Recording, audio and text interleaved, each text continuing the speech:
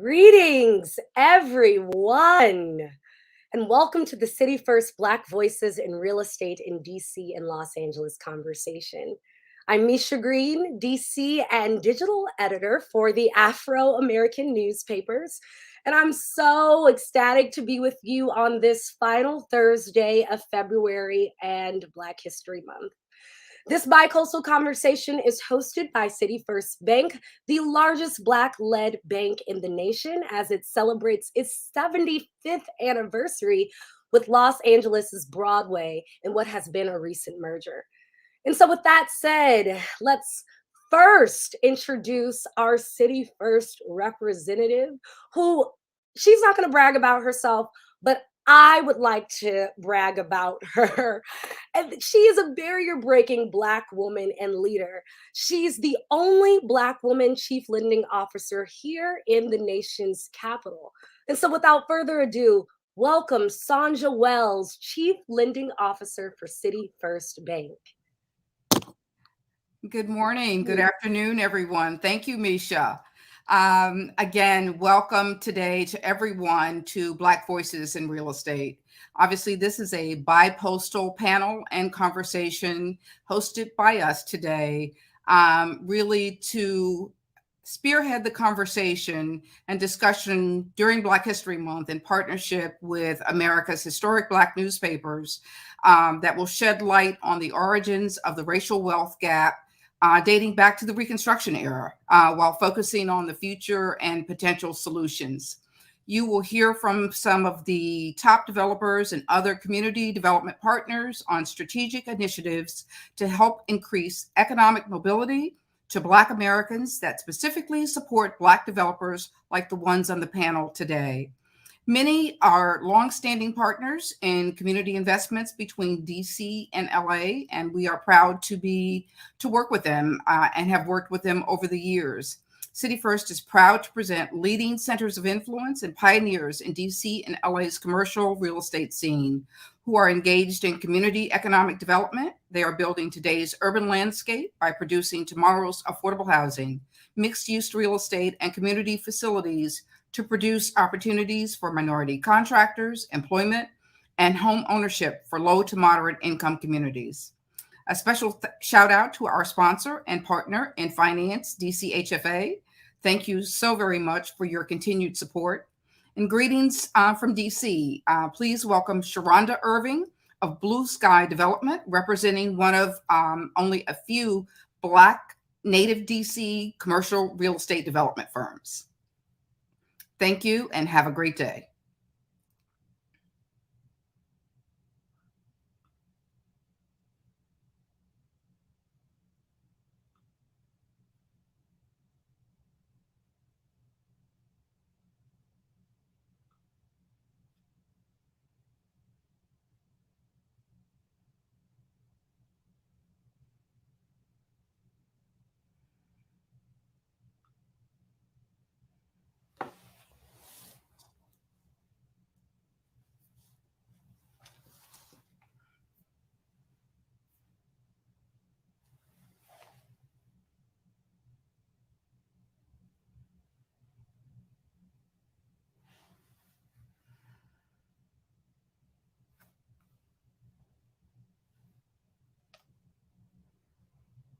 Got it. I see it. Thank you. Oh my goodness. Technology. All right. So I am Sharonda Irving.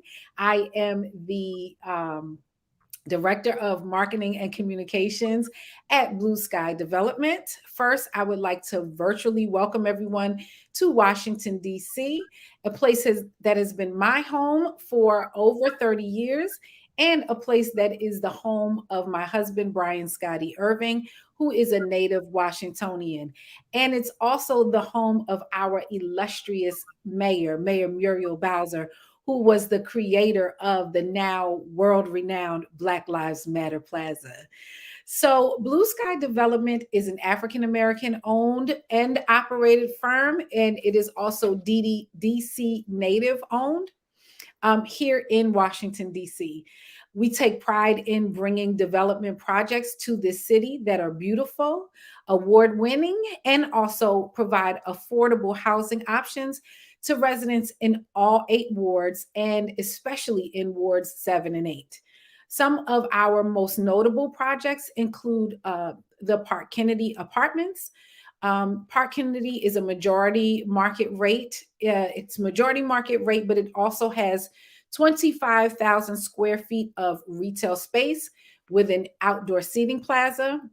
And what you're looking at right there is actually Park 7 apartments. And now you're looking at Park Kennedy apartments. The building has studio units all the way up to 2-bedroom units.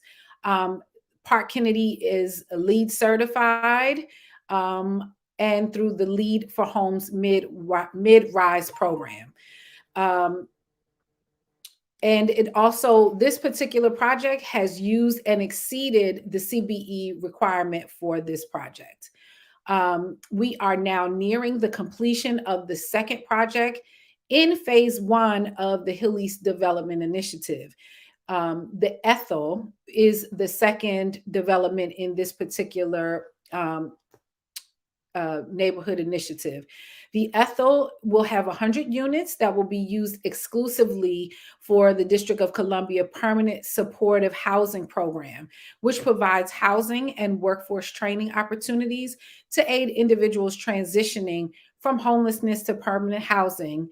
And these units will all be affordable at 30% AMI.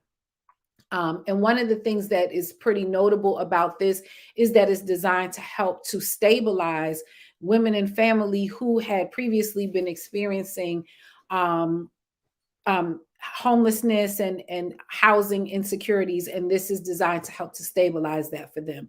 The Ethel will have 12,000 square feet of retail space, along with outdoor seating, tiered lawn plaza, and it's going to have the same level of amenities and beauty that Park Kennedy has as well.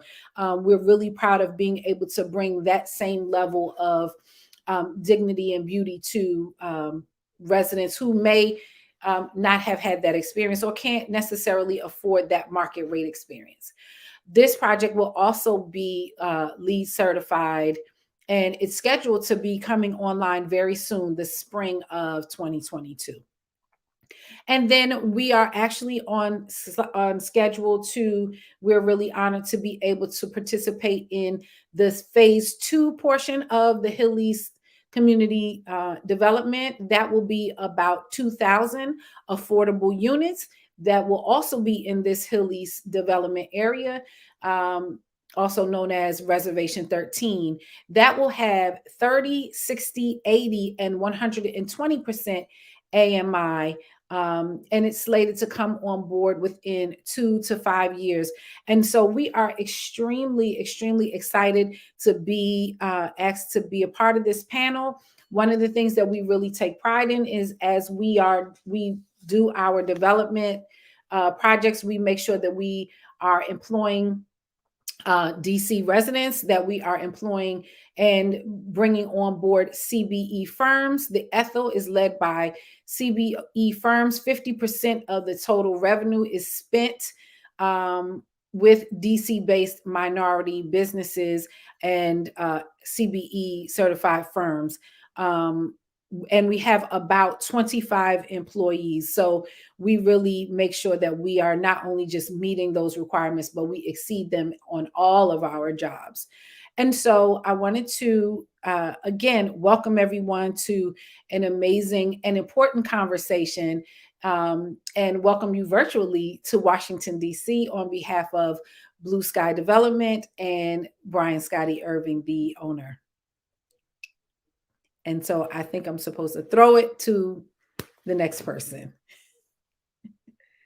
Well, thank you so much, Sharonda and Sanja, for those welcoming and informative words. Now it's time to get into the nitty-gritty of things. And before we can even understand the role of Black voices in finance, real estate, or development, it's important to acknowledge the history of the racial wealth and housing gap in the United States of America.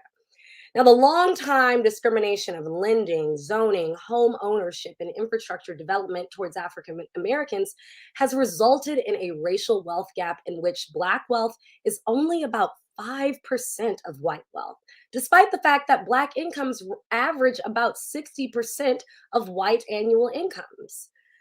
And so, looking at that, we have this amazing timeline by Tom Nida, who's Executive Vice President for City First and one of our speakers today. And he created this thorough and informative timeline on the history of the racial wealth gap in housing in this country.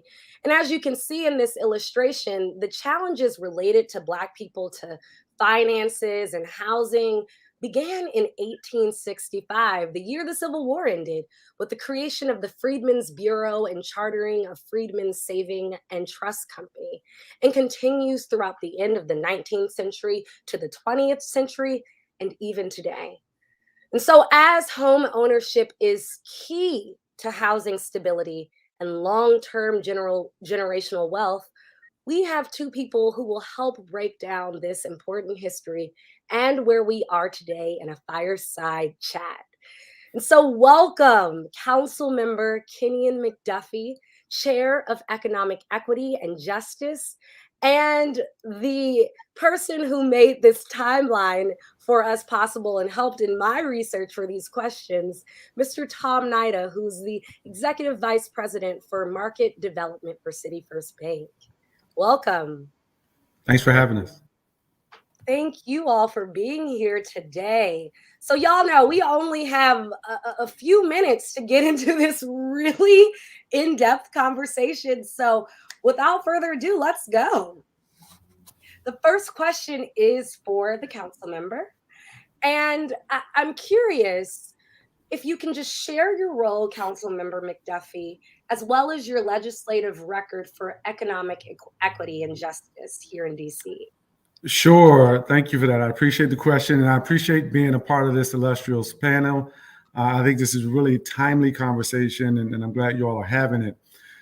So I am, as you mentioned, Ward 5 council member. I chair the council's Committee on Business and Economic Development, and in that capacity, I have oversight of issues that fall under economic development, business, and financial and tax policy. And just to sort of reiterate, the timeline is something that's going to be discussed, but it's been a really long journey that has led us to where we are today. And it's been filled with racism, discrimination, and inequity. The district, there's so many people of all walks of life who live blocks away from each other, yet they remain worlds apart because our city is one of the most racially segregated cities, and it's almost as segregated today as it was, decades ago during the civil rights movement and probably decades before that as well. And so, while we do have one of the most affluent and well-educated cities in the United States, it still poses so many challenges for women and minorities in terms of the stark racial wealth gap and the racial inequities that persist at very alarming rates. And so gaps in education, employment, wealth, mass incarceration for African Americans and their white counterparts, those gaps are stark. And they've really only deepened as of late. And so, trying to make sure that we're using policies and putting in place legislation to chip away at that stark racial wealth gap has been one of the things that I've prioritized in my nearly 10 years at the council. And so, we can get into some of those policies and what they look like, but I think it is the role of elected officials to acknowledge the challenges that exist in housing and put in place ways that help people to own homes, but also own commercial real estate. You've got a number of minority business owners who are doing really well in their businesses, but don't own the commercial real estate out of which they operate. And I've also put in some policies and funding with the support of Mayor Muriel Bowser to make sure that we are creating opportunities for commercial real estate ownership to support, in addition to some of the opportunities for residential home ownership. And so it took us centuries to get to where we are today, which means that the solutions aren't going to create the types of outcomes that we want overnight.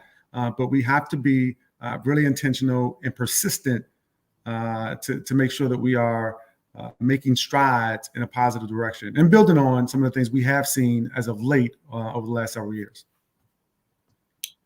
Thank you, council member, and thank you for being a champion on all of these important issues and dealing with closing this housing and racial wealth gap here in our nation's capital. And so, first of all, I want to just shout out and acknowledge the people who are tuning in and commenting. We see you and we thank you. And Mr. Tom, your timeline is already a big hit according to these comments. So as we've said, we'll get that timeline to you all. But Tom, if you could just break down a little bit about your role at City First Bank, as well as talk a little bit to us about being a veteran community development financial advisor.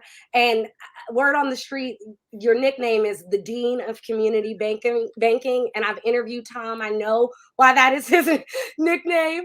Can you tell us a little bit about that graphic, as well as break down the history of this massive racial wealth gap and housing gap and what you all are doing at City First to address it? Sure. Well, I'm pleased to be with everybody today. I think the issue here is the role, as is the case with other community development financial institutions, is to reverse the course of so much of the institutional racism that characterized home financing, home ownership over the years. I mean, if we go back in time to the Reconstruction era, where the first bank set up for African Americans, the Freedmen's Savings and Trust, was established, expanded too rapidly, started investing in real estate, ended up failing fairly quickly, and over 61,000 depositors at that time lost an average of $50, which was their total bank relationship, and monies that basically destroyed the entire Southern economy for that population and essentially created a sense of distrust with the banking system as it was. And so we fast forward from that to the zoning restrictions of the Reconstruction era, the Jim Crow era, which were replaced by the deed restrictions after zoning restrictions were stricken down by the Supreme Court in 1917. And the deed restrictions were replaced by federal government policy with the Federal Housing Administration, and more importantly, an organization called the Home Ownership Loan Corporation, which created color-coded maps in 1934 that designated the areas that were desirable from the ones that were undesirable. And just so happened the undesirable were all colored red, which gave credence to the term redlining. And unfortunately, those guarantees were basically targeting undesirable areas, which were typically populated by minority populations.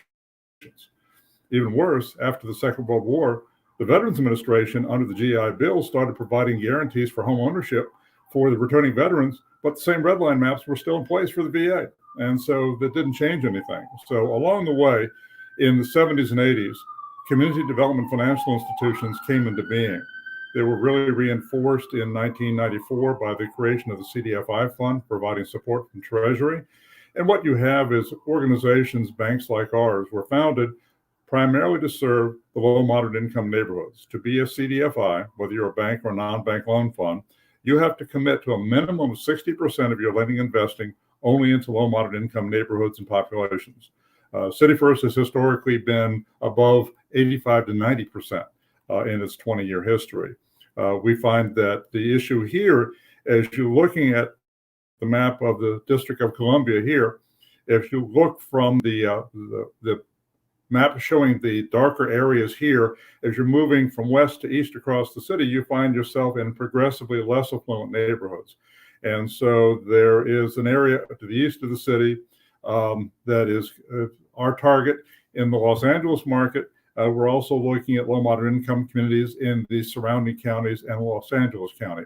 And so we're making a point that the Community Reinvestment Act, which was created in 1977, is the driving force for federal legislation for banks that requires them to generate as much lending activity as they do in their deposit gathering areas. And so what we find is that for many banks, many organizations, when it comes to compliance with federal regulation, the art of the deal is how little can I get by with to be satisfactory?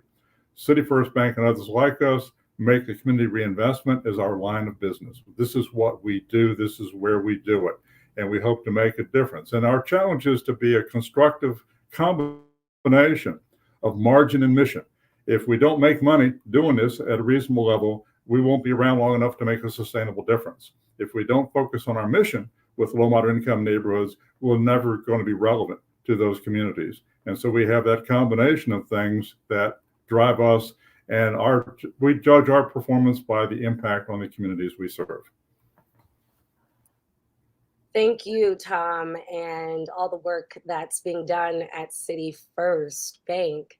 And so you talked a little bit about CDFIs. And so this next question is for the both of you. And we're wondering why community development financial institutions are important.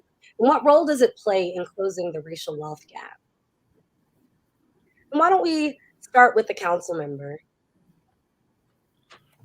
But I know Tom is going to have, obviously, as the authority on this, a great answer for folks. I'll say this, though. My role in part is to support institutions that support communities of color that have been historically discriminated against. And while we wait to hear what Tom says about why CDFIs are so important, I want to make a point. I was reading last year a great book that was really enlightening for me by Mercer Baradaran called the Color of Money, Black Banks and the Racial Wealth Gap. And one of the things that stood out to me, Misha, was when she said that banks reflect the economic conditions of a community. They cannot change them. And I think that's extraordinarily important to recognize the work that elected officials have to do to empower people and create economic opportunities. And for folks who live in communities that have been historically discriminated against and are less well resourced. And what that means is we also need to support those institutions that support those individuals. And CDFIs, like Tom has mentioned, have been uniquely positioned and have a mandate to help those communities. And the ones that do it best are some of the ones that we've heard of here in the District of Columbia, including City First, Industrial, and others. And so I've helped in the form of funding, particularly during the pandemic, where I've put funding through the council's budget process to the tune of a couple million a year for the past 2 years for CDFIs in the District of Columbia. And these banks and lending institutions are more likely to lend to entrepreneurs of color. They're more likely to take greater risks lending to those small businesses that are in communities that other people don't bother to service and provide goods and services to. And they provide strong, I think, advisory services along with their capital, which is absolutely key. When you hear about the work that City First and others are doing around technical assistance and supporting the small businesses, minority-owned small businesses with advisory services, in addition to providing them loans and other capital. And so I've also created and directed funding for access to capital funds to also help some of our minority businesses. And so I'll pitch it over to Tom to talk about why CDFIs are so important. I've given you a few reasons why that is, but it's also important for people like me who are elected to office to represent the interests of people across the District of Columbia, particularly those who are at the lowest ends of our socioeconomic ladder. It's important for us to support CDFIs and MDIs that are doing the work, are in the trenches, and really lending and giving capital to those businesses and those communities that have been hardest hit. Yeah, I'd like to pick up off of the council members' comments. There's three elements for community development financial institutions that bear repeating here. One is that the low moderate income communities we serve are our communities, and we are close enough to them and their residents and their businesses that we understand how they operate, what they're up against. And that takes some of the risk away, because the more you know about your borrowers and your customers, the less risky they're going to be. Ignorance is the biggest risk of all. The second thing is that I'm well acquainted with Council Member McDuffie's initiatives with economic development and housing. And one of the keys for us is we're very active in creating public-private partnerships, in this case with the city government, the different agencies involved in economic development and housing, to figure out how we can leverage our capital with their resources to really maximize the community benefit, the community impact. The third element here is that, as he referenced, technical assistance, we're really big on education and providing that education to folks that need it, basically to bolster both their consumer and their commercial financial literacy. Because if you don't understand the rules of the game, you're never going to win it. And so what we have to do is give them enough information to get in the game and hopefully be successful and win it. Thank you, Tom and Councilmember McDuffie. And so I'm selfishly going to try to weave in this last question to the both of you all because our time is so short. And so, Councilmember McDuffie, you've talked about your legislative track record, and we saw a little bit about the commercial acquisition fund as you were talking, but can you share just a little bit more about that? And then, as you wrap that question, go into the role of the Black press in reporting on these issues. And we should be able to end there and move on to the next panel. And I thank you both, Tom and King and McDuffie, for your time. Sure. No, thank you for that question about the commercial acquisition fund. I'm really proud of some of the initiatives that we've included in the budget for fiscal year 2022. One of them is, as you mentioned, the commercial acquisition fund.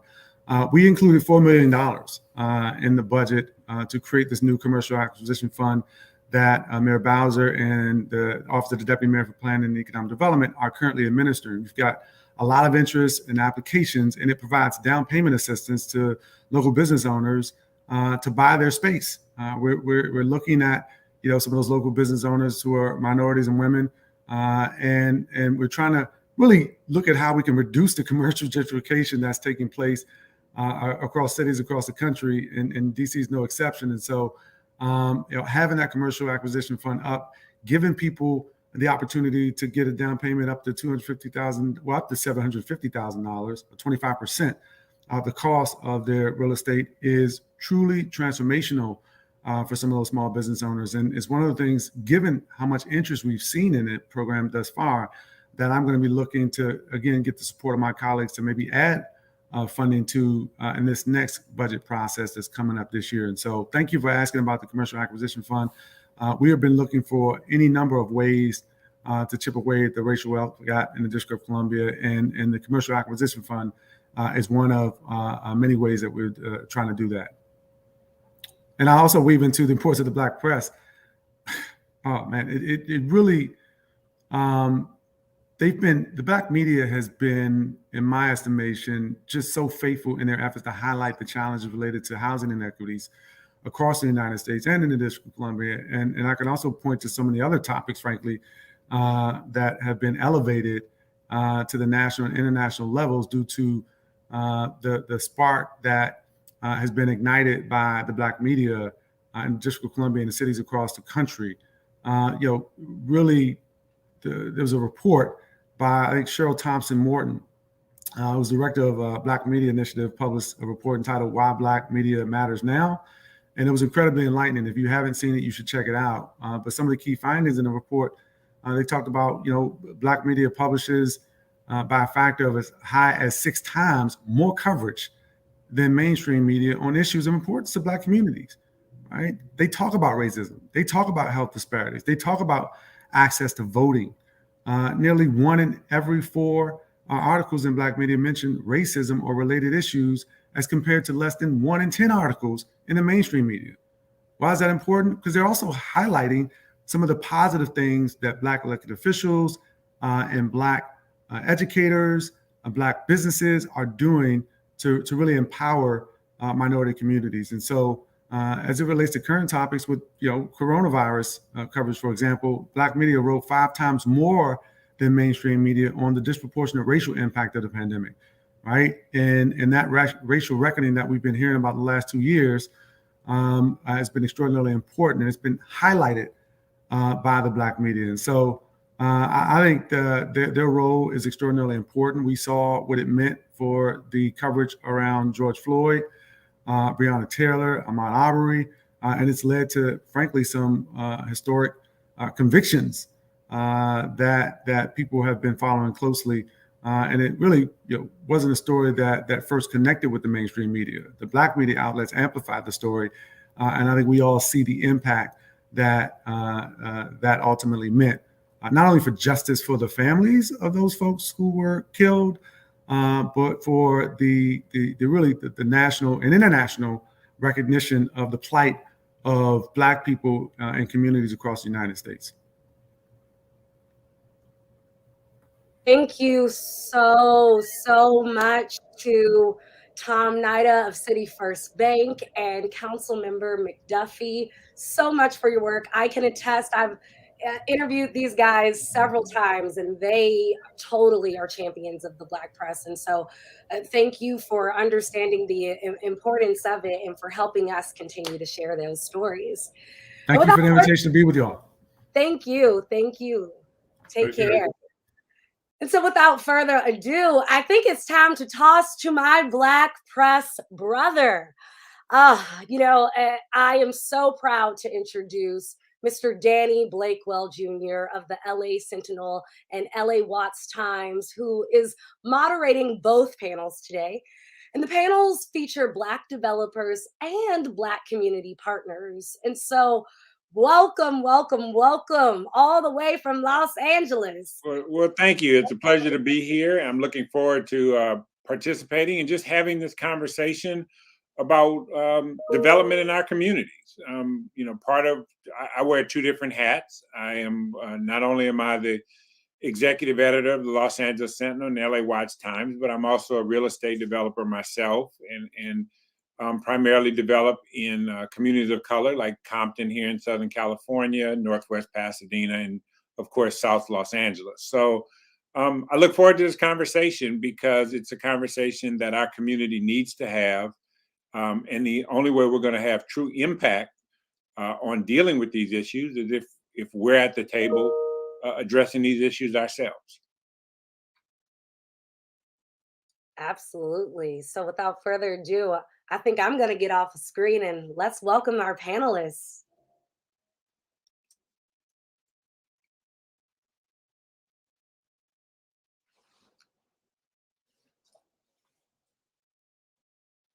Are our panelists up yet? Oh, there we go. All right, here we go. Our panelists are starting to pop up.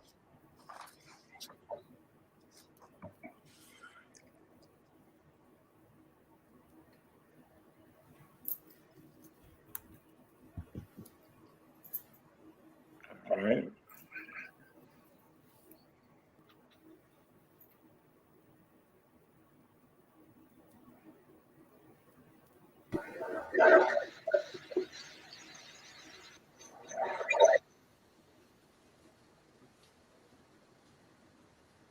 Right.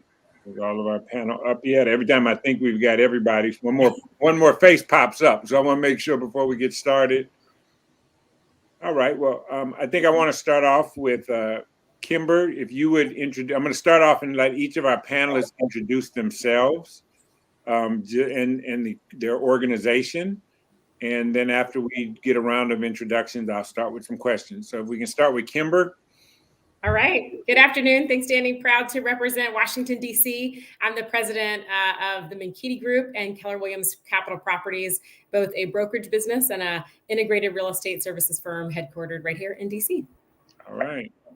And next we have Harvey Yancey. Harvey Yancey from H2 Design Build and H2 Development, local minority development and construction company. Washington, D.C. Thankful to be here and to have an opportunity to speak on this important issue with these great panelists. And I believe I know everyone, and this is excellent. All right. Excuse me if I get, I haven't had the... That's all right. It's Dane. I haven't had the chance to meet everybody yet, so I'm kind of going down the list. So Diane, if you would introduce yourself. It's Dane. Thank you. Okay. No worries. My name is Dane Pascal. I'm out of Los Angeles, California, and I have a company called Conscious Capital Investments, which is a real estate company that focuses on low-income housing development, acquisitions, and just fighting gentrification and providing housing for folks who are being displaced. Thank you. All right. Omar? Good afternoon, everyone.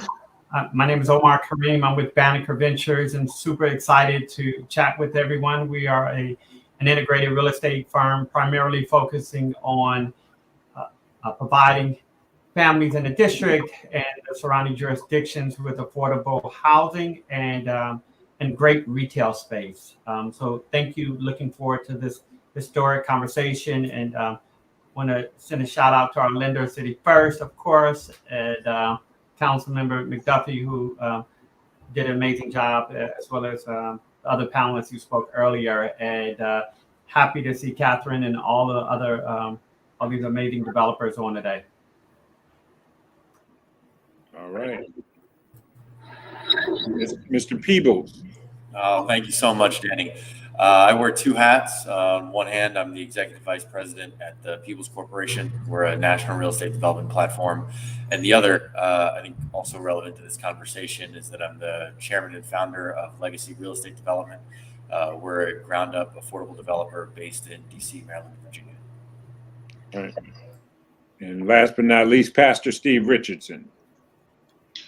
Good afternoon, everyone. Pastor Steve Richardson, located in Los Angeles, California. I'm a real estate professional that specializes in affordable housing, working with the faith community to build capacity here in Los Angeles. I'm glad to be here today. It's a very, very great opportunity to just meet all of you guys and to have this conversation. Our focus is helping churches develop permanent supportive housing units in order to equip them with a new building that has an operating subsidy, but also provides an opportunity for the pastors to be in a position where they no longer have to be bivocational after the investment has taken place. So thank you, guys. All right. So the way I'm going to try to do this is I'm going to pose a question and then I'll probably select a couple of different developers or real estate professionals to respond. I don't know if and then let everybody go, and we'll just kind of mix it up. If you want to chime in, just raise your hand and I will ensure that you get an opportunity. I don't want to leave anybody out, but I'm going to start off with Harvey. And the question is, what do you see as the biggest hurdle right now for African-American developers developing in our community? Understanding the banking and understanding the partnerships with your local government that you can have to change the trajectory of your company, and as well as understanding the dynamics of your community and the wants and the needs as well. You know, the banking is the most important, in understanding the banking process and understanding how to go through that process to get the funds to and the capital and the equity and everything for like projects. Right. So given, I think most of our panel is from Washington, D.C. and here in California, and given the fact that, you know, particularly for developers in these two areas, the land value and the land cost in just getting control of the site are so difficult to make a project pencil. Kimber, what have you found to be how you deal with that? How do you get a development out of the ground, no matter how well it is, because of land value? It's a great question. And I think, as Harvey mentioned, I think that is sort of putting the deal together one of the major challenges. And so Bo is sort of the founder of our company and does an amazing job at building partnerships, right? And looking at, as we look up and find an amazing opportunity, I come at it from the brokerage side. And so work with a number of real estate professionals who are often coming to the table with a piece of dirt, right? A project that they think could be interesting, but then actually don't have the capacity individually, both from an equity and financing standpoint or experience, to put it together. I see somebody asking a question on the side of how do you get started? And I think for us, a big piece of it has been as we've been experienced in the space in the last 15, 17 years, is to become good partners and mentors to other developers who are coming through the process, and realizing that it is that piece, right? That our ability to partner together is part of what strengthens us, right? We're doing a number of projects with Harvey and Natasha Thompson on our team. So being able to form those partnerships inside of the business, but then also around, I think, with other developers in the space, I think actually gives us as minority developers and business leaders an opportunity to come to the table on these larger projects. So I appreciate that. Dane, when you look at a project, when you are looking at a project, trying to get it financed, what do you see as the obstacles for local developers, but what do you see are the advantages for these local developers as well? Yeah, I mean, I think the main obstacle in my experience of trying to acquire, property in the neighborhood, specifically Los Angeles, that's, large acquisition, one of the things I've been able to do, and just to sort of picking on what you were saying, is like partnerships with nonprofits that might be able to come to the table with an equity stake, which they can then fundraise for philanthropic dollars and really help bring some of those costs down, so that we are able to then have a project pencil out. And then I think that a lot of the obstacles for me are really tied to just access to capital, and really having like a line of credit of some sort that is like that's able to have folks, because the type of work we're doing is we're there to provide housing that is affordable, and in order to do that, we're also up against people who are not trying to do affordable housing, right? So who have infinite amount of resources. So in order to level the playing field to even be in the conversation, financial products have to kind of reflect a competitive edge with someone who has a private equity firm that has billions of dollars, right? So a lot of times what I see is like, my edge in these type of markets is building relationships with just people who's owned land forever and who have left it, neglected, and approaching them and being able to sort of get off-market deals. But that's sort of been my strategy and how I've built our company, and and being a part of these places hopefully builds relationships where we can have better access to capital, so that we're able to jump on this on these properties as they become available in the community. All right. Good. Omar, let me ask you this question. So often we find ourselves in a situation where community expectations and or community desires are far more unrealistic than what the development market is going to afford. I mean, here in South Los Angeles, my office is right here on Crenshaw. Every time I look at a development, everybody says we want a Trader Joe's. And for those of you who've worked in the retail space in terms of real estate, Trader Joe's is a very, very difficult operator to deal with in the best of circumstances, let alone in South LA and things like that. So how do you balance communities' expectations with kind of the realities of the development world in that platform? Well, that's an excellent question, and something that we deal with every single day, and probably every developer on this line does as well. We try to just be honest with our community partners, and we go knock on doors, we go meet with faith-based organizations, other long-term institutions, and let people know what can be done and how we intend on financing a particular project, what our capital stack looks like, and what works versus what can't work. As you mentioned, a lot of people do want high-end grocery stores, or not even high-end grocery stores, but in Ward 7 and Ward 8, people just want grocery stores, or they want sit-down restaurants, right? And let alone a Trader Joe's. And so, being open with people, being honest with our community partners, and letting people know. I mean, the district, thankfully, we have an amazing mayor and an amazing deputy mayor, and who's doing just a tremendous work in the food access space. So they put out, along with Councilman McDuffie and the council, tens of millions of dollars in fresh food access grants that help various things like this. I don't know another city in the country that has been able to fund and development partners, particularly minority development partners, to do that type of work. So it takes a partnership. There's a lot of calls. Like I think I was on a call with an ANC commissioner last night to 9 or 10 o'clock. I was on a call with, somebody else from the community today. A lot of calls, a lot of meetings, and a lot of patience. But if you do what you say you're going to do, right, and you constantly are in the community and supporting the community and, are open and honest and provide jobs and contracts and all of the things that community members want, I think that, can solve so many problems. And it certainly has helped our organization. Mr. Peebles, let me ask you this. One of the challenges that we have within our community is often simply the fact that there's obviously a need and a lot of conversation for affordable housing. Everybody focuses on that. But you also get those people who have invested in their community, who are homeowners, things like that.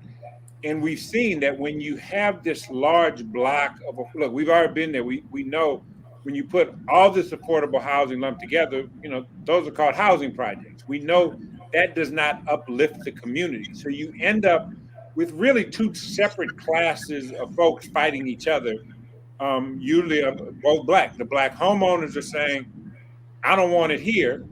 But then you have those who don't own their homes and saying, I want to be right here in my community. How do you balance that? And how do we begin to bridge that gap? Because that is one of the biggest challenges that I've found within our community, is us just fighting each other. Danny, that's an incredible question. It actually reminds me of my first real ANC meeting. So this is a long time ago. This is maybe 8 years ago down in ANC 8A. And if you were at that meeting, you remember exactly what it was. We came in there with a plan to build 61 units of affordable housing set aside for seniors. And we presented it to the community. It was my first big presentation. I wore a blue suit. I looked nice and spiffy. I had a nice watch on too. And I showed up thinking I was going to do a good thing. I left that meeting with a chair thrown at me. And the truth is, right, and the truth is that it's incumbent upon us as a developer to do our community outreach a priority, to do it first before we enter in a community and be dictatorial as to what that community needs or wants in order to be successful. Because, although they seem, as competing objectives, affordable housing can in fact be accretive to home values, particularly in economically disenfranchised communities. And so what we need to do is liaise with communities first, understand what their needs and concerns are. For instance, on that project in Anacostia, there was a lot of street crime and public safety concerns. Adding affordable housing, what otherwise would have been a parking lot, creates more eyes on the street. We add more cameras that can, help watch what's happening on our property that weren't there when it was a parking lot. And as a consequence, you're able to both deliver affordable housing units to the neediest folks among us, while also solving for some of the concerns that have a detrimental effect on housing values. Right. And so we sit here and we say, of course the problems are complicated. Right. It's never just easy to do a good thing. And frankly, it's never been easy to build a building, not anywhere in the country, and certainly not in DC and LA, though we've tried, and certainly in both places. And so from my perspective, when you go about balancing those competing objectives and you sit and you live as a part of the community. That's really where the value is done, and that's our responsibility as developers to come in and develop compassionately with an eye to community needs, what it is today, and hopefully what it can be in the future. Thank you, Pastor Richardson. Let me ask you. It seems that a lot of these dollars, particularly from the local, state, federal government, are allocated towards nonprofits and to churches and things like that to help do community development. But so many of the local churches don't have the skill set in order to really pull off a major development. How do you find bringing the nonprofit or the the pulpit community together in the development community to uplift our entire community? We have worked very closely with the faith community to build capacity. And one of the ways is just literally through education, bringing the pastors to the planners, bringing the pastors to the politicians, bringing the pastors into the architectural process so that they begin to understand the development process and therefore build capacity to be able to manage the buildings in the future. Often, the way that we approach building affordable housing with the faith community, of course, is with a private developer that comes along and brings his expertise as well as balance sheet to the table.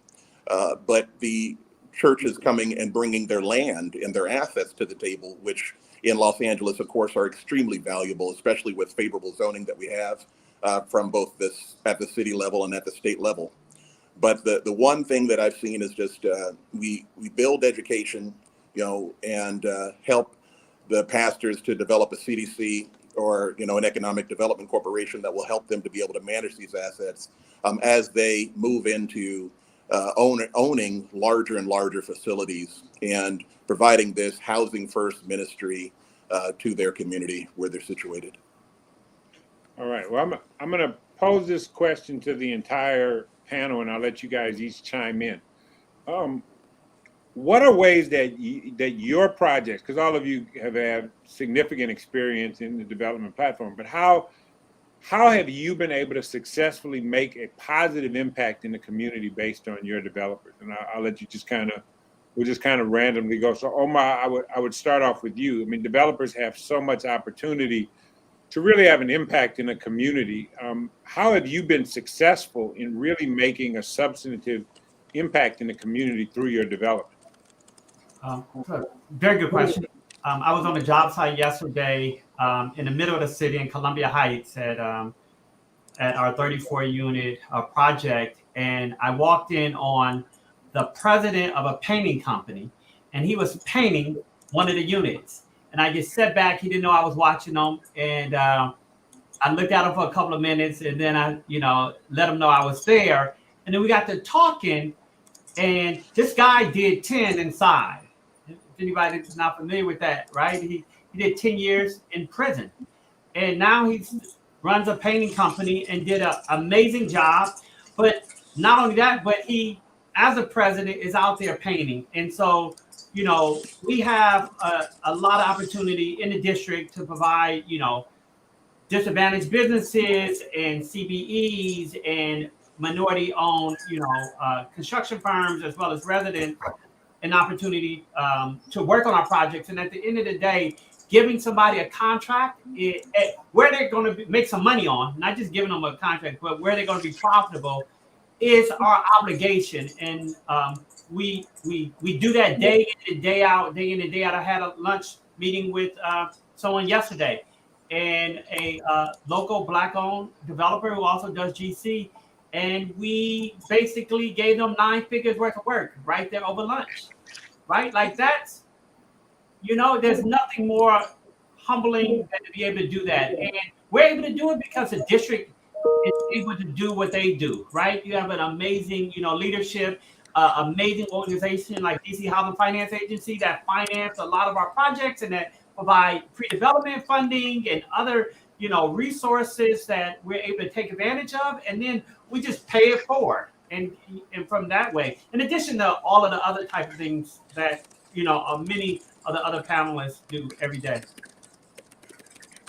Well, thank you.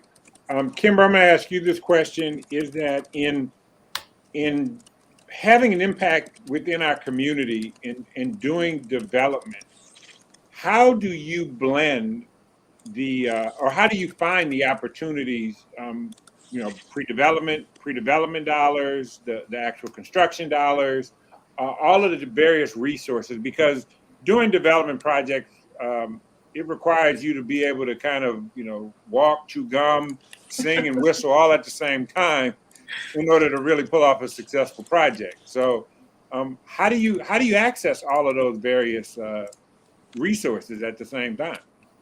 Absolutely. Well, I think one of the things of being in DC, the amount of talent, right, that is around us. So I think one of the pieces is being well networked and connected to the broader community. I think when you were asking before, like, how are we impacting it? What does that look like? I think asking what the community wants is such a critical piece. I think about we're the second phase of a project right in the middle of Anacostia, MLK. And that is a project where you think about, that's an $80 million, 2 sites.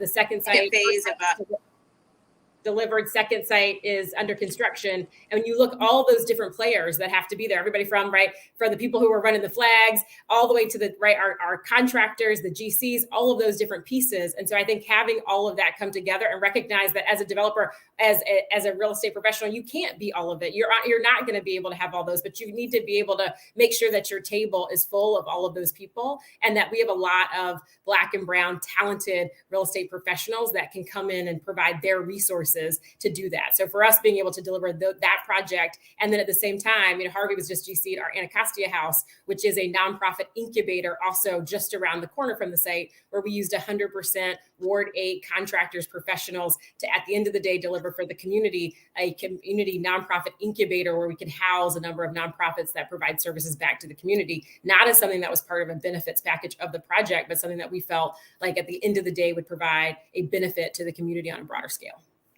Well, thank you.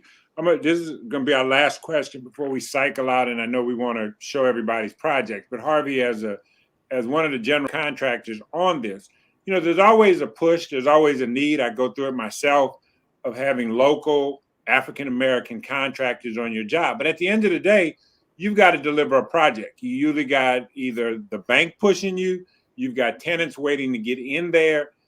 And how do you manage that? Because you have your community concerns, but you got real dollars and real timetables. In many cases, you got penalties coming at you, or in some kinds incentives to get finished early because you got bonuses.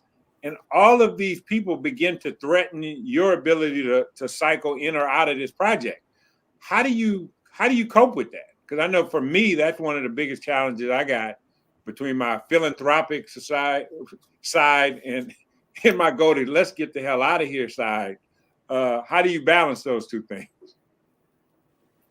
It's getting easier each time. And one of the most important things is that the partnership with the community and understanding that it's a lesson that you're going through each time, making sure that you're educating the local subcontractors on how to do business with your company and other companies. So when they're bidding, they understand in the bidding process, they understand not to overbid, and making sure that they don't underbid as well. Taking them through a whole process of how to do business with H2 or any of the local big companies or mid-level companies, and trying to bring them up to a level that they can continue to do work in the city. If it's Ward 8, if it's Ward 1, if it's Ward 4, they understand the processes, and partnering with these local minority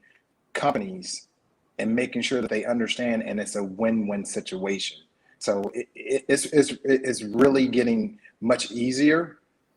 As Kimber said, I'm partnered with them on their Mlk Gateway. And one of the most important things for the community is how many Ward 8 or Ward 7 contractors are on a job. From phase 1 to phase 2, we're up to 48%, roughly 48%, roughly around there. And the requirement is 35%. Our goal is to get higher than that on each project and have each subcontractor understand is that we're here to help. We're here to make sure that you're treated fairly. We're here to make sure that not only are you paid on this one job, but you do a good job where you have to go to the next job. I have subs on the Mlk Gateway project that I've partnered with them on other projects on the other side of the city because they've done a great job. So that is key, is working with them, educating, and you're learning from each other also. So that is very, very, very, very important with the relationship with the local minorities, Black and brown subcontractors, that you really have to make sure that you're making it intentional, that you want to continue to do business with them. You want them to grow with you, And as they grow, for us, it's excellent to take a small company that, started out, if it's a $100,000 company, when they get to a $5 million or $10 million company, that means that we've done something very good. And that's more than the money part of it that we have to focus on as well as general contractors and developers. We have to be intentional about the changes that we make when we're going into different communities. And one of the things that I said earlier in reference to the banking is that understand the community that you're going into, understand the needs that they want, understand how to get through that process of making the community better, because we're only going to be there for a short period of time. They've been there for all their lives, their kids, their family members, they're born there. So how do you make them better? How does it make you feel good when you leave and leaving your impression and your legacy on that community? What did you really do? And education, and making sure that they have upward mobility in reference to understanding how to do business with H2 or any other general contractor in the city and developer. I know here in Los Angeles, it's a lot harder, and hopefully it's a little bit easier in DC. It's a lot harder to find qualified African-American contractors here in Los Angeles than it is hopefully in DC. But one of the things that I found, and I'm gonna leave this to the panel to let anybody who wants to weigh in. As much as you explain to them how to do business with your company or other companies, you find yourself in this situation where the contractor says, I need to get paid by the end of the week in order for me to kind of step on the gas to get finished. And so you find yourself in a situation where, unfortunately, the fastest way out of your problem is to pump money into the problem to get through it. How does and I'm picking everybody's brain. How do you get through that situation? Because I've been in that side of it more than once. Mm-hmm. No, Danny, that's absolutely right. I mean, I think that firm-wide, we have a commitment that 35 cents of every dollar we spend goes to minority or women-owned business enterprise. And oftentimes it's those businesses that need some of the most assistance, whether it's economic, whether we're breaking up what would otherwise be single contracts into multiple contracts to ensure that the capacity or bonding capacity isn't an issue. Ultimately, it's developing a relationship with the sub that's one of trust. But we've experienced the same thing where we're either taking one large contract and breaking it into two. The job may get done a little bit faster, but certainly costs us a little bit more money, or I think more directly having to pump money into the problem, and push through prior to pay apps to get money to the sub so that they can do the work. But we've been rewarded oftentimes by bending over backwards for folks. We've been in positions where we've created relationships where we can do repeat business at a discount. And where the subcontractor's business as a consequence of our contract has been able to grow exponentially, and so for the next job they won't need that leg up. And to be fair, right, there's no small business that hasn't had an opportunity to benefit from a relationship-based advantage. There's not one, and it's incumbent, I think, upon us. It's our responsibility as developers of color to help firms. That are looking to get to some of the places that our illustrious panel's on. So, it's not an easy solution, but I think it's ultimately the right one. All right. Well, thank you. We're gonna cycle through projects now. So as you see your project, please weigh in, kind of describe it, tell us a little bit about it as we cycle through. So whenever you're ready for the run through projects, please, developer, take your bow.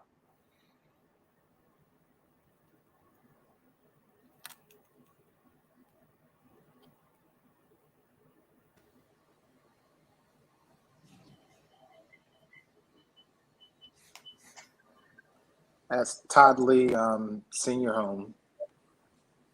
That's the Clara on Martin Luther King and the Rolark at Congress Heights Metro.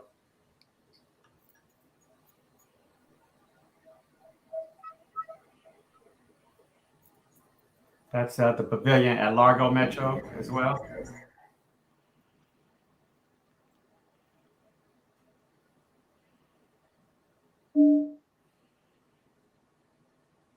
And that's Paul Robeson Wellness Center in South LA. And then what you'll see is we've now purchased the next block over. And what we do is like community engagement, so folks can see the local businesses that they want to see in the community. What we try to do is focus, less on the Trader Joe's, but where's the local entrepreneur? That's not mine, but what the local entrepreneur wants to, that needs sort of a pipeline into the communities and brick and mortar spaces need. So I'll let pass it go. That is the Douglas townhome, where 93% of our buyers were females. And it's a Todd Lee community where we built for workforce housing for your local firefighters, teachers, EMS, or government workers that did it's 80 to 120% AMI.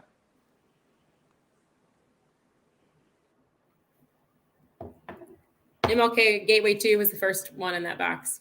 That's what I just mentioned. That's the second phase of the MLK Gateway Project. That is the Heights, which is in Marshall Heights, which are 33 workforce housing that we should be getting started with by the middle of this year. That's the Anna, which is directly across from the Howard Road Metro Station. It's going to be 20 workforce housing units. That is the Heights, another Todd Lee community, which is named after the late Todd Lee was the director at HFA.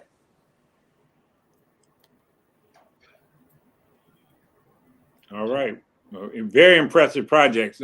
We got a question that what are the strategies for getting to know the community members and the needs of that community that you guys as developers seek? And I'll just kind of leave that up to anyone who wants to chime in and answer that question. I find in DC, they don't have a problem telling us what they want or need. We hear it loud and clear. As I think we heard Don mention in the community meetings, it is often, we found that at MLK, right? Like they were very clear. They wanted no more affordable housing 5 years ago, right? When we first started those community meetings. And so then it became, how do you make the commercial projects actually work, right? How do you bring what the community is asking for? And we found that the district, right, under the mayor was really committed to making that work, right? And so signed a lease on the second phase of that project to really make sure that the district was also showing their commitment to having commercial space in that community. In South Los Angeles, we would often host symposiums that would allow for the community members to come in and voice their viewpoint of what they'd like to see happen in their neighborhood, even before the proposal has actually been submitted to the city, to make sure that we're actually submitting a project that will make sense and not have much opposition. Often we would bring in the elected officials to meet with the community, as well as planning members, to make sure that the community's voice was heard even at the political official level, as well as utilizing the church as the community center to make sure that the community's voice was heard. All right. Fielding some various community or audience questions right now. So we answered one. I haven't seen another one. If we can roll through another question, I'd like to at least give a couple of community questions the opportunity to respond.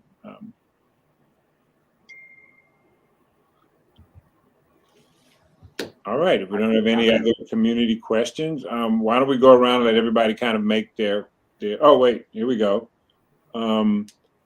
Where is the connection being made when it comes to housing support, affordable housing, and moving towards assistance with full home ownership? So let me start with Dane. So, yeah, thank you for that question. That's an awesome question. One of the things I'll just run through really quickly, we're working on this project called the Biddy Mason Project.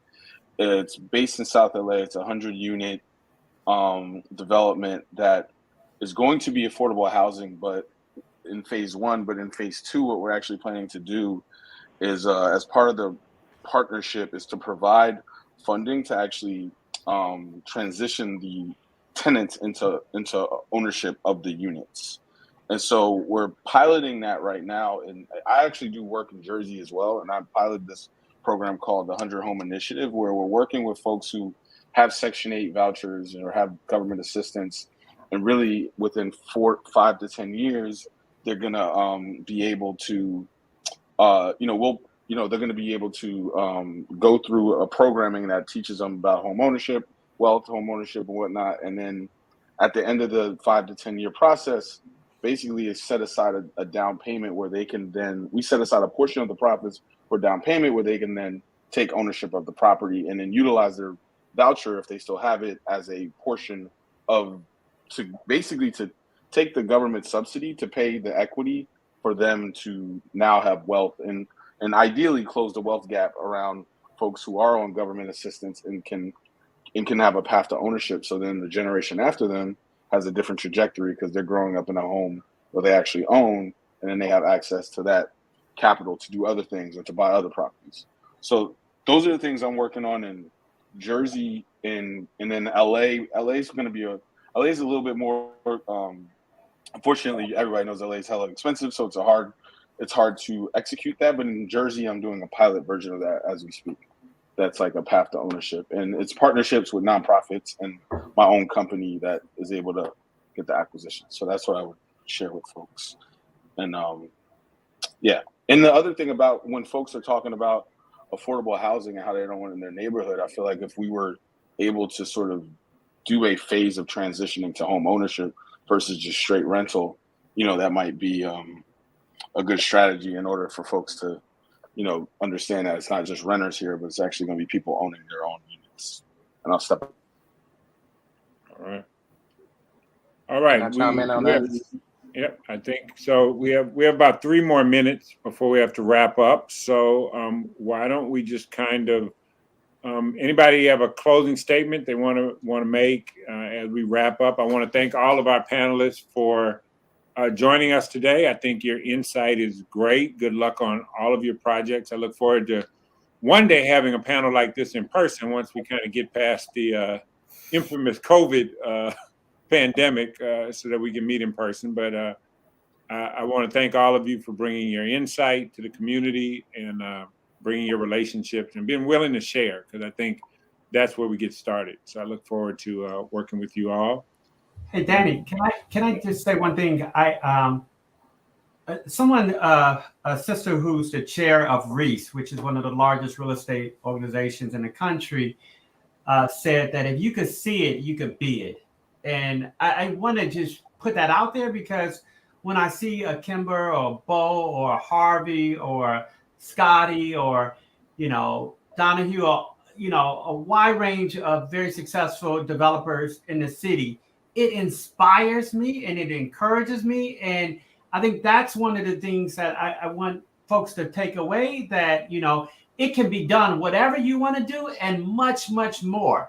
Right. And I want to push our city leaders across the country and our banking leaders across the country to provide it opportunities, because it's really real. People do need that money every week to pay their staff. They do need that money every 2 weeks. And if it wasn't for 400 years of slavery, right, where people got free labor for 400 years, okay, then they could have lines of credit. They wouldn't even need a line of credit. They would be billionaires, right? Or certainly millionaires, or many, many more, folks from our community. So I just want to encourage everybody who's watching this, that you can take what you see today and take it to the next level. I mean, Sharonda and $1 billion project, right? 1,000 units. Harvey and their firms got a $1 billion project. These are major things that's happening, in the district, and others across the country can do that as well. So that's I really wanted to just encourage that, and continue to encourage lending partners across the country to cut the checks, right? The pre-development checks and acquisition checks to these amazing Black developers around the country, right? You got a lot of money from the feds or whatever oftentimes. So give up the money. And shout out to City First Bank for giving up the money and for helping to finance our projects, and DCHFA and all of the other partners who might have been on today. Well, thank you all. I'm gonna make sure that let's all try to stay in touch. I'm sure somewhere down the road there'll be some joint ventures to come everybody's way, either in California or DC, or maybe we meet somewhere in the middle. Not sure exactly where yet, but I really appreciate everybody sharing their time and their insight as we transition to the next panel. Everybody have a blessed day. I look forward to seeing and talking to you all soon. Thank you. Thank y'all. Thank you. Glad to meet everybody. Bye-bye. Thank you.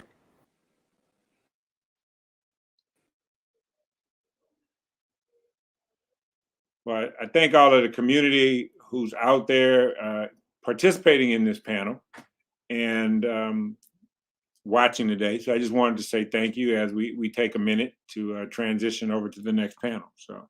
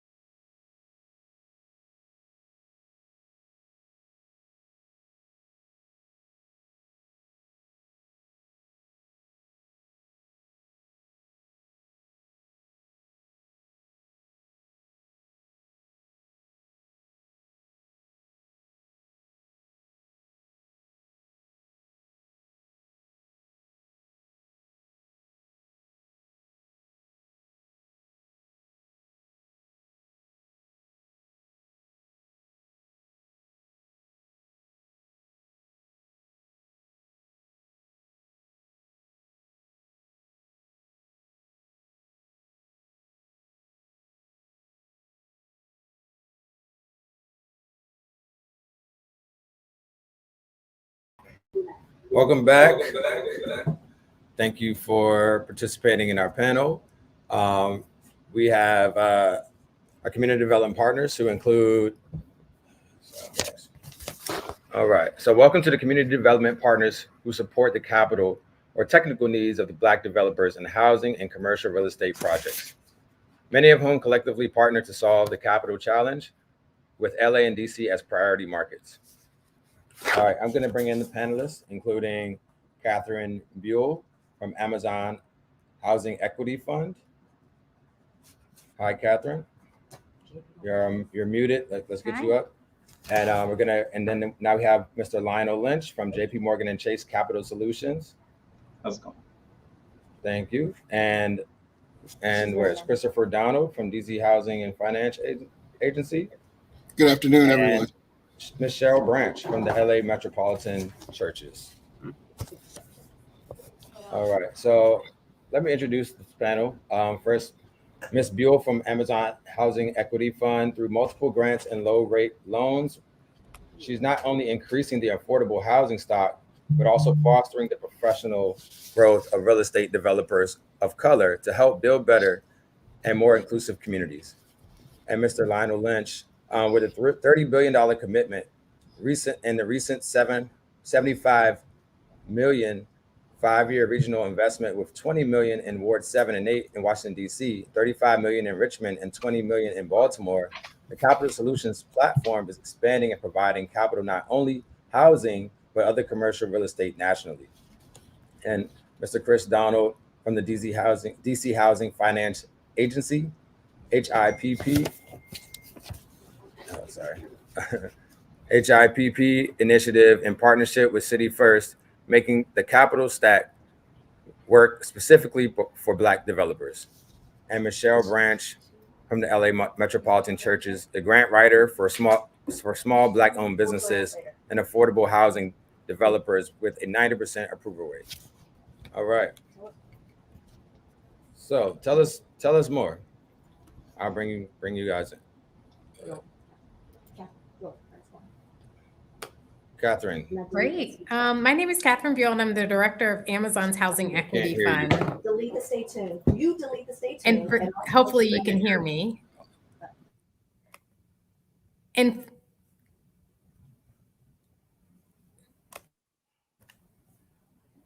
hopefully you can hear me okay. I can hear you. Great. My name is Catherine Buell, and I am told that I am still on mute, so I am going to try one other thing. Hear you. Okay, great. I'm Catherine Buell. I'm the director for Amazon's Housing Equity Fund. I apologize, it must be my computer. And for those who have not heard about Amazon's Housing Equity Fund, it is our more than $2 billion commitment to creating and preserving 20,000 affordable housing units in our hometown communities of HQ2, which is Arlington and the Washington, D.C. community, in the Puget Sound, which includes Seattle and Bellevue, Washington, and in Nashville, Tennessee. I am actually sitting in Nashville, Tennessee, because today we announced some of our fellows for our $21 million Accelerator program, which I'm very proud of. In addition to providing flexible, low-cost capital to help affordable housing developers accelerate their projects so that we can achieve our 20,000 unit goal, we are taking our commitment to equity seriously. And we're working with 3 partners across the country: Capital Impact Partners in Arlington, Virginia, and DC, the Urban League of Middle Tennessee here in Nashville, Tennessee, and LISC in Puget Sound, to be able to help identify somewhere between 10 and 15 minority emerging developers who are looking for mentorship training and, most importantly, access to pre-development capital. Today was one of those exciting days where you could actually feel the work that you are doing, the work that we are doing, to really invest in minority developers, make sure that they have all of the support that they need, make sure that they have the platform that they need, the access to capital, and most importantly, the support of the community. We know that many times affordable housing, it benefits people of color because unfortunately we are impacted by the economy. We are in the lower wage jobs by and large. But that being said, many times affordable housing developments are not led by people of color. And you heard that from the previous panel. We are still a minority within not only the real estate field, but the affordable housing field. And our Housing Accelerator program really is Amazon's way of intentionally going after minority developers to make sure that they have the full support that they need. And it's really exciting to see so many great faces who are going to be part of the future conversations for panels like these. So it's a pleasure to be here today.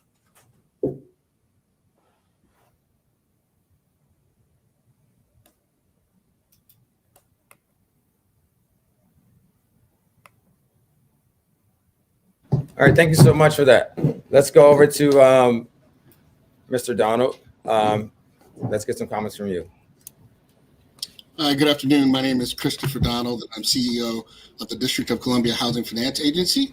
We are responsible for contributing between $250 to $400 million a year in tax-exempt bond cap and low-income housing tax credits to facilitate the production, of multifamily housing. And we have three functions. Number one, we issue the tax credit and bonds. Number two, we provide mortgages for first-time home buyers to buy their homes through our lending partners. And finally, we have an equity platform, which is our HIP platform, a housing investment platform, where we partner together with emerging developers to provide middle-income housing.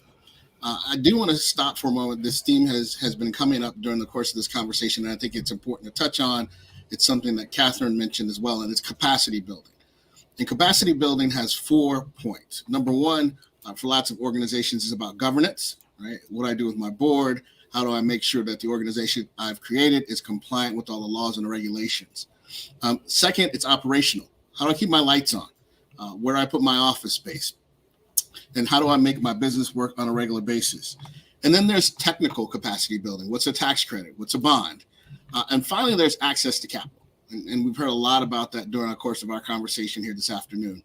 And it's not just access to capital, but it's access to the most difficult capital to acquire, whether that's for your operating and your overhead, whether that's pre-development funds, which is high-risk money that every developer needs in order to be able to get into transactions. And so when we have this conversation about capacity building, I think it's really important that we narrow in on that element, right? And this is not a function of what type of organization you are, but when we talk about diversity, equity, and inclusion, we've got to understand that the voices, the faces, and the souls of the people who we want to be at this table require that kind of support. And so I'm ecstatic to have Catherine here and all the work that Amazon is doing. Truly, I work for her right now to make sure that every deal that they invest in actually happens in the District of Columbia. But more importantly, Harvey from the last panel, we've been partnering with him to build middle-income housing all across the district. Harvey was a developer up in Upper Northwest building $1 million homes, and we got that level of quality, that level of commitment, and that level of care to provide homes in the $400,000 to $500,000 range. And if you live in the District of Columbia and you know the type of product that Harvey provides, you know how important it is and how much pride people can have in their homes and how much of a difference becoming a homeowner and owning property can make in the lives of these folks. Thank you. That was captivating.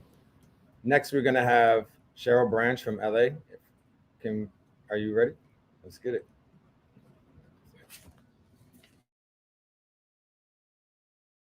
The C in community economic development. So we have a very narrow role, and our focus primarily has been on the capacity building that the speaker just spoke about before me, because we look at the intersections of health, the pipelines to prison, our built environment, and economic development.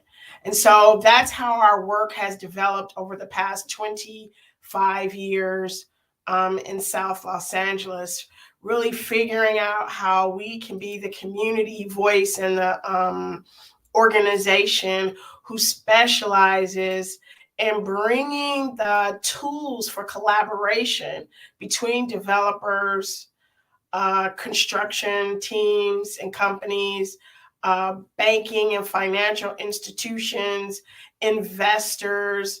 And so we use the data. That's where we have been most valuable, I believe, to our development partners and CDFI institutions and programs, is that we help the community to understand the data that exists. So the asset-based approach is still alive and well, and we believe it's still one of the best ways to bring community residents into the discussion. We found that a lot of the education and capacity building focuses on helping the community to manage their expectations as they enter into this process. We use a lot of trusted messengers locally to make that happen. There's a lot of steps that happen in between, but that's the way I would describe it to you. And so it became like an intermediary role. We focus on training them. Like I said, the data, we look at things like health data, death, births, the violence, the number of violence and injuries, and how do all of these things create healthy, community-oriented development projects. So we found when we talk to community, things like exercise and having fresh food and walking, those things lead to reduced diabetes, healthier blood pressures, reduced smoking. So it's not just about the built environment. And many of the developers and the teams that often work with these types of institutions that build for the built environment, that's the piece that they don't understand. So it leads to policy change, which we've seen happen right here in California and Los Angeles, where policy is embedded into the land use policy, zoning, local zoning ordinances that emerge, things like fighting for less fast food concentration of those types of stores and other types of stores that just don't do all the things that the residents that we work with, that they place as a priority. It really became clear in COVID. I'll wrap up in saying that what we realize is that people of color, especially African Americans, because the health disparities already existed, it was real clear that the highest users of chronic healthcare services, it's all out in the open now. So most of the times developments miss that part and don't see the value of this intersection between health. So health services is a big deal in our community. And we've done a really good job of helping to bring attention to that. And thank you. Thank you from a lot of you that are here today too. Thank you so much. You are definitely doing the work. Now we want to bring in Mr. Lionel Lynch from JP Morgan & Chase Capital Solutions. I'll give you the floor. Hey, Lafayette, thanks. And so as he was saying, I'm the Director of Capital Solutions within Community Development Banking at JP Morgan Chase. And actually, Chase and City First Broadway have more than a decade-long partnership on projects led by Black developers or in predominantly Black or low-income communities. And to give some context, we've actually partnered on 14 projects, 14 new market tax credit projects in both DC, LA, and also some other cities. And we've brought more than 300 million of qualified equity investment into, into those communities, which is just something that we're just so thrilled to have City First as a partner for us to be able to help, these underserved communities that really, as we're saying, really need more capital and attention.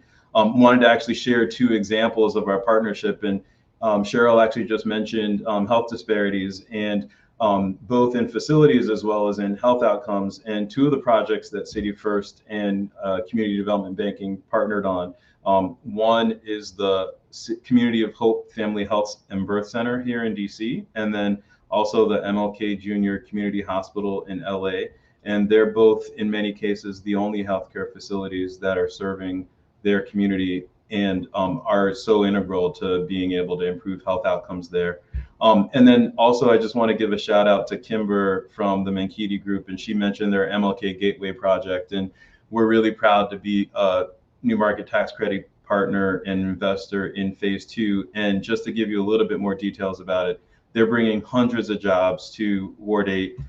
Many of them are high-tech jobs in the high-paying jobs in the tech sector, and then also Harvey, making sure that there are construction jobs available for Ward 7 and 8 residents. And so, that's exactly the kind of thing that I think we want to be able to bring capital to, and honor that City First Broadway is giving us the opportunity as the only other bank here in the group here to sort of demonstrate to the audience of developers and also public sector officials of just how intentional we want to be for this.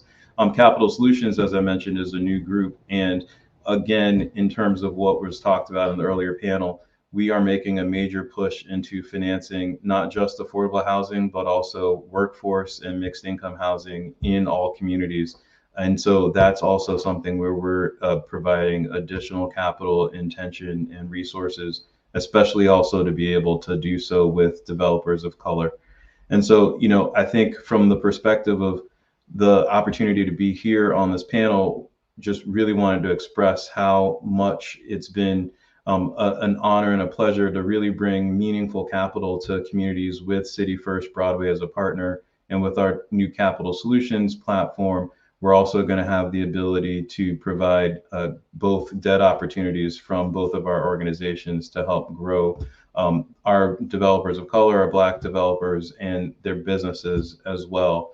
And before I sort of turn over the microphone again, one of the things I did want to mention just to demonstrate that commitment is we actually have a $30 billion racial equity commitment that spans across all of JP Morgan Chase. One of those is actually a racial equity initiative within community development banking, where we explicitly provide additional investment in projects and in communities that are Black-led, serving, are owned. And the Community of Hope and the MLK Jr. projects that we're working with City First Bank are actually two of those projects that we've been able to do so with. So thanks again for being able to be here, and we appreciate it.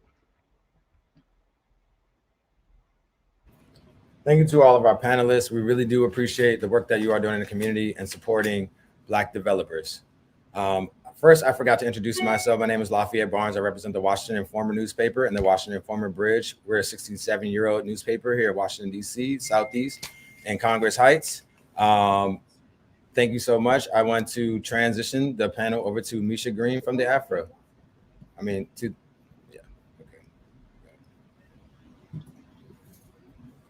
Well, hello, everyone. Back again. Thank you so much for just all of your engagement and comments and questions during this panel. It has been so wonderful to listen to these experts. And I want to thank so much to Councilmember McDuffie and for all of the fabulous panelists for joining us today. And we truly appreciate your time. We also need to give a huge thanks to City First Bank for hosting this excellent panel, and to DC Housing Finance Agency, and to the entire team that made this event possible. Thank you. I see you, and I'm not going to call y'all by name, but we really appreciate it. And to my fellow members of the Black press for helping to moderate this robust conversation. It has been so incredibly educational. And of course, we know that we have this historic record of the now over century of historic discrimination in this country as it relates to finance and housing. And so I thank you all again for your time as well in the work that you do. And, y'all, you have been such troopers, but I know that you want to share this conversation with your village. The village needs to know this is so important. And I've seen all of the questions and how you can get this, that, and the third. And so there's a way to do it. This will remain live on the WIBridge's YouTube. You all can go to it. We will make sure that we are able to send this to you and ensure that you all have the information if you don't. And so by all means, just reach out to us, but this will live here forever. And also be sure to share this with your social network. The people, again, need to know, and the village, I'm sure, can grow and learn and hear about these resources and how they can actively join this important conversation from a legislative platform, from a advocacy standpoint, and of course in the corporate offices and meetings as well. And so we thank you all so much for your time. Thank you again to City First and DC HFA and all of the Black papers who made today happen. Take care, everyone.